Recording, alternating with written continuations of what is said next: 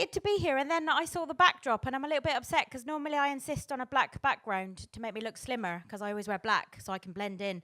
And what they've done is they've kind of they're taking the piss, really, because they put a picture of a naked woman behind me. So it's like they're kind of taunting me and giving you something to focus on.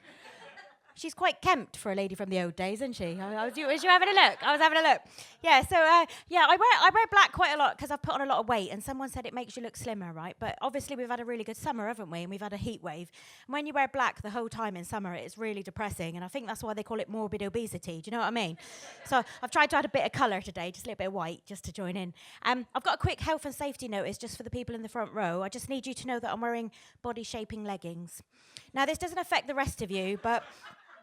that you don't get to choose what body shape. They come out this size, and you have to squeeze them over. And what's happened is I've had to pull them right up to here. And I'll tell you what, I can feel it happening now. It's like a roller blind, right? It's up here, but it don't want to. It's moving it. So if you see some movement, it's not alien, right? Don't try and lunge at me and rescue me. It's just the belly's just going to come out. So I'm just going to stand up straight and hope. Do you know what? I've just realised I've made a mistake. I'm so embarrassed. I've accidentally worn my medal on stage. I didn't mean to. I'm so embarrassed. Oh, my God. I only wore it to get a seat on the tube at rush hour. Did you do that as well? I wear it because people think I've just run a marathon, so they let me have a seat, you know. And I didn't want you to think that I'd worn it so that you like me instantly and think I'm a charitable person, because that would be really vulgar, wouldn't it, madam? Sorry. Well, it's so hot in here. That's the kind of thing that I just wouldn't resort to. So, you know, I could talk about me fanny, or I could do the politics. Should I do the politics quickly first? Because I've only got a little bit of that. So I think the X Factor's probably fixed. Okay, so the fanny stuff, right? No, I won't go there. Is everyone having a nice day? Because do you know what? I'm quite excited to see people because I've had a day all by myself. I went to the cinema all by myself today, which is fine because I'm an independent woman and I enjoy the movie more. But it's Orange Wednesday, isn't it?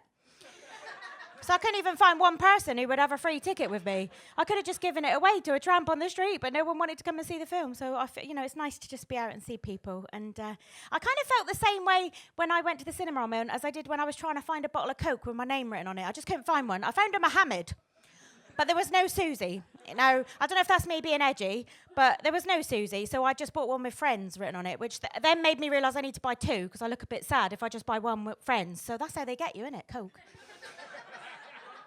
And it's a bit like the situation when you order a takeaway for 5 people, but you're on your own. You know when you do that? And you answer the door to the man, and you feel a bit embarrassed, so you call up the stairs to your imaginary friend, say, see, the takeaway's here. And see, the thing is, the takeaway people got to know me, and I realised I have to be a bit more elaborate. So have you seen Home Alone, when he does the cardboard cutouts in the window and pretends he's having a party? Well, you know when HMV closed down, they had this big cardboard cutout of Take That, so I took that home. And now I go, Gary, Robbie, takeaways here. That's nice. So I haven't got a boyfriend. So it's nice to be doing this job.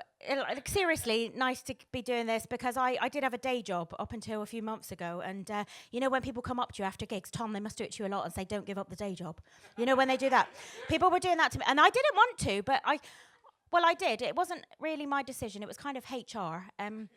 Because I worked at Madame Tussauds, the wax museum. Has anybody been? Because it's really good work in there. No, you've not been. It's really realistic. The wax figures are proper lifelike. And every job's got its perks, right? And if you could be alone in a room with a life-size Johnny Depp as Captain Jack Sparrow, and he couldn't run away, and he couldn't move, you would, wouldn't you? You'd climb on. Yeah. See, she's agreeing with me, right? But when I had my disciplinary, they didn't like that. Apparently, after a certain amount of rubbing, the wax is not that durable, and there was quite a big dent in his face. See, I tried to lie my way out of it. When I was getting my verbal warning, I said to her that I was just changing the light bulb above his head, and I slipped off the stepladder onto his face. That's not what happened.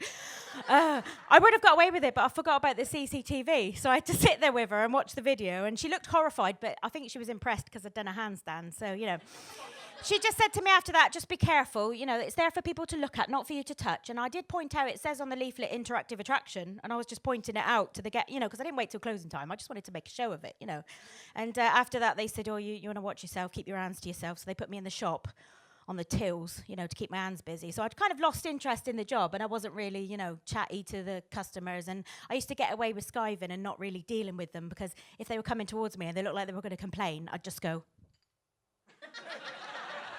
And loads of times I got away with it, and they'd just walk on past and ignore me. But then Adele got really popular, and people started taking photos, And it turns out Adele fans are touchers as well, so I used to come in on my day off. So that was my job. So I did that for a while, and then I realised I need to do something else. And I tried to become famous quickly because, I thought, well, doing comedy's all right, but, you need to get on telly, don't you? So I tried a reality show, and I thought I'd done really well. I filmed with them, and they told me when it was going to be on. So me and my flatmates are sitting there in our Snuggies waiting for it to come on. Do you know what a Snuggie is? It's a blanket with sleeves, sir. It will change your life. Do you know what it is? All you have to do, if you haven't got one, just put your coat on backwards. It's exactly the same thing. But we were sat there in our Snuggies, right, watching it, and they'd cut me out of the programme. I was absolutely gutted. Does anybody here watch Embarrassing Bodies? Because I thought I'd done a really good job, right? I got there, and I've seen that programme. It's the one where they're too embarrassed to go to their doctor, so they go to Channel 4 and get their bits out, don't they, in HD. And I thought, well, I'll get instant fame. I'll be a household name. I'll go there, get my bits out, and then, that'll be it, my passport to fame. And I got there. I met Dr. Christian. Do you know the one I mean? He's kind of really unattractive, but really attractive. I met him, and I knew I've seen that programme before, so I just dropped my pants and went, go on then, have a look. And they were right in there with the camera, mind, and they asked for a wide-angle lens at one point, which was quite rude. But he was having a rummage, right, Dr. Christian? He's having a good look. He wore gloves because he's a gentleman. And after about 5 minutes, he said, what exactly is the problem, Miss Bennett? Why are you here? And I said, I'm just a bit lonely. I think that's why they cut me out. It wasn't really that. It was because I realised I caused a bit of tension. So afterwards, I went, why are you down there? He didn't like that either. Turned barking up the wrong tree with him, apparently. But I'm getting a bit sweaty. I do apologise. I've been out all day. I did have a little wash before I came here, though. I didn't want to come here unclean, Well, I say wash. You know those little KFC wet wipes? You know the little ones? Well, this is a top tip, ladies. Don't go to Boots and buy the expensive ones, right? Because they give them out free in KFC. So what you need to do, just fill your handbag, right? And then if you need to have a little shower, you can have a whole shower with a KFC wipe, 5 KFC wipes. Yeah, it's quite good perhaps you cop off after a gig or something. I'm not suggesting you would, but you haven't got time to have a shower, so you have a little wipe round with a KFC wipe. But, everyone likes lemon. Apart from that, I went on with this bloke the other day, and it turned out he had a severe citrus fruit allergy, which caused swelling, which was a bonus, frankly, in his case. But, I've got a lot of top tips like that, because I live in London, I have to save money and stuff, and I'm from Devon originally, and my mum does worry about me. She phoned me up the other day. Has anybody heard this, right? If you swipe your Oyster card and you've got your debit card in the same wallet, it can take money off your debit card. Has anybody heard that? It was in the papers. My mum told me that, and I said, Mum, that's an old wives' tale.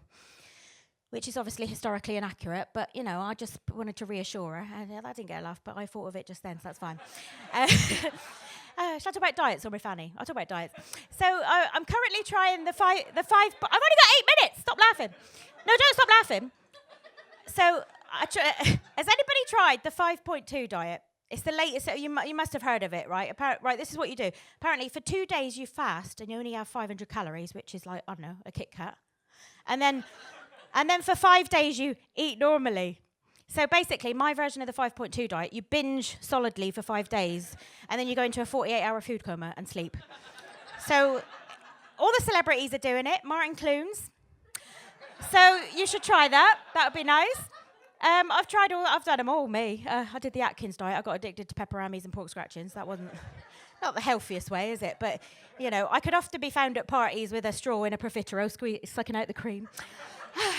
Anyway, I didn't want to disappoint you and not do fanny stuff, but I just thought I need to be a bit more edgy and get out there and do more things. But I can adapt to the audience, because I once, recently, I was booked for a sci-fi convention, and I looked out and I don't know nothing about Doctor Who. I don't watch Doctor Who or Star Trek, and I thought, oh my God, I've got nothing to say to these. I had to do half an hour in front of these. Well, they were all like beardy, overweight men in Star Trek t-shirts, so I knew I'd cop off after the show.